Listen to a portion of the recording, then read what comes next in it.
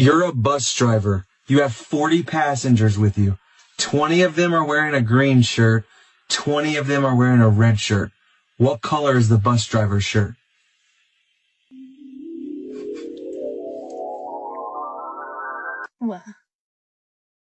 Well, I don't know.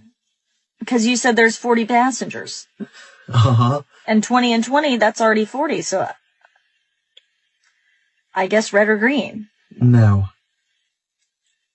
No? No. But he's a passenger, or he's like on the bus. Mm-hmm. You're a bus driver. You have 40 passengers, 20 green, 20 red shirts.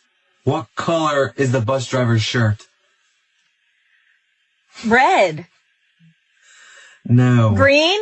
No. Is there no bus driver? Somebody's got to drive the bus. You're the bus driver.